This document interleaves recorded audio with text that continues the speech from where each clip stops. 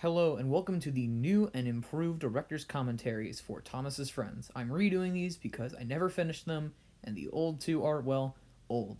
And I feel like it would be better if I just started doing them now, and it will be some nice content while you're waiting for other videos on my channel. So I hope you enjoy. I'm Creative Master 5, and I am the director, writer, editor, and I shot and voice acted in this episode.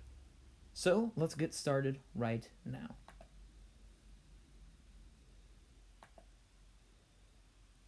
Okay, so we're here. We got the logos. So I guess I should probably talk about what inspired this series. So this series started as something that I did on an Xbox call with some friends who even went on to voice act in this series. And what this was all about was I wanted to do something different for my channel because I had kind of been in a dry season on my channel for the last few years. I couldn't really get the urge to make anything. And I wanted to make a series again, and I wanted to do something more comedic. So I started making up little random joke stories in the Xbox calls, and from there it turned into this. I got told I should make this into a series, so I said no, that doesn't really sound like a great idea. The next day I had written 3 whole scripts. So turns out it went for the best. Trees and sandy yellow beaches. Windmills. Here we got the old school map episode where I remember seeing this way back when I was designing layouts for the first time, and I did not know anything about the railway series yet at that point. This would have been years ago. Who's that coming down the track? It's Thomas. There we got the one set with the new sky backdrop. I had made that while working on this episode. Nope, sorry, I'm done with the same introduction. So this episode is extremely experimental. You can tell that I didn't know what I wanted to do for the narrator, so it's my normal voice and so is Thomas, and it's a little confusing, but not too bad. So I guess I should talk about Thomas as a character. Thomas is like normal. I would describe him as kind of like Jeff from Community. That was my big inspiration. I wanted to make a normal character, but he's extremely narcissistic, and like he has James's like ego added onto his normal character. It's kind of more of just an exaggerated classic series Thomas, which is what I like, and that's what I wanted to do. Here is Percy. He's Thomas's best friend. Begrudgingly. Here's the old Knapford set. This is the only time this set was ever used in a video. Hey, Percy. So the old Knapford set, I made this back in like December, and I immediately did not like it. So I made the new one that you've been seeing since episode 2. I'm still pretty happy with that little interaction. I think it's funny. I wish it was a little quicker paced. And there goes Gordon. Oh yeah, and of course Princess E29 voices Percy. She's been in videos for years. And we have JPR100 JPR as Gordon, who just does a brilliant job. So Princess E29, her rendition of Percy started off being really scary. I kind of toned that down, and I just kind of made her like a loyal friend type, which is what Percy is in the show.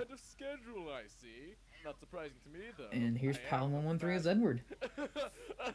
So Gordon is extremely like exaggerated from his like CGI portrayal, I'd say. Well, it's been a wonderful time Gordon you, is Edward, but mostly normal, but he just is so out there and determined, and I think it really works out to be really funny. And then JP just gives this incredible performance that really over-exaggerates it. And then Palin does a really good performance too, where Edward, in this episode, I really wish I had written Edward like how he's supposed to be. Edward is like kind of senile in this, which is that's Toby's character trait, and I immediately realized that. So Edward just became the wise engine of the group, and he's this character who is for all reasons normal. Like I say, other characters are normal-ish, but Edward is just like how he is in the original show from here on out. Here is Plandon28 as Henry, or now Chasm as Henry. He changed his username recently. Another great performance. Everyone does a spectacular job. Henry is just normal in this episode. I keep saying that, but this is before I really knew what I wanted to do with these exaggerated ideas for characters.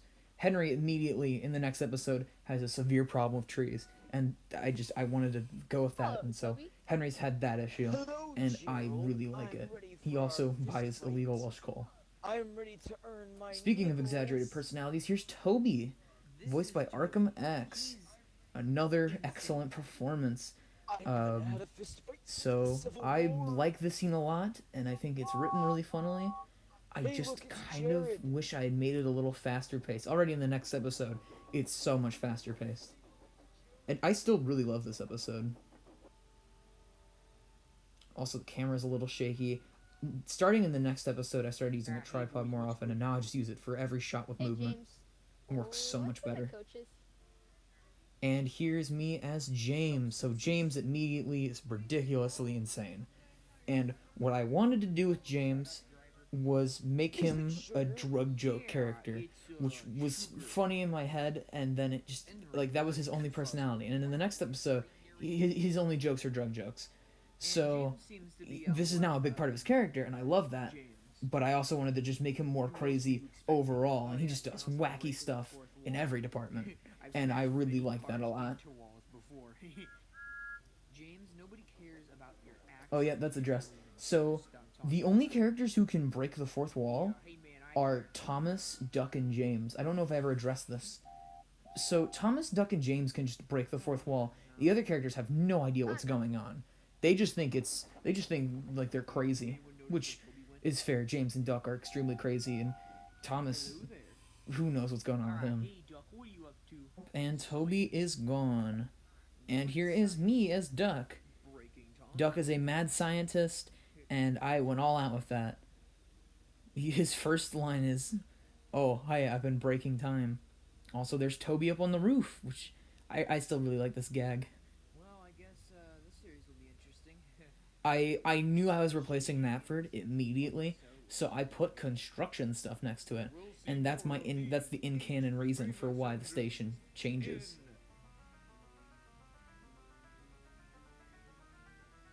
This might be the only time I have used music that isn't Thomas or Kevin MacLeod. Oh wait, no, I did use the Mission Impossible theme in episode 12. Yeah, that's You Can't Do It, Toby. That's 12. And that's the end of the first episode. I still really like it. As you can see, it's a very different style of credits. Got Insane the Rain's Thomas cover. Great cover. Yeah, but I've kind of made it my rule. I want to just use Thomas and Kevin MacLeod music, really. Because it just kind of fits better together. However, I did use that Mission Impossible theme, and I think that works really well. So that is all for the first episode. What an episode.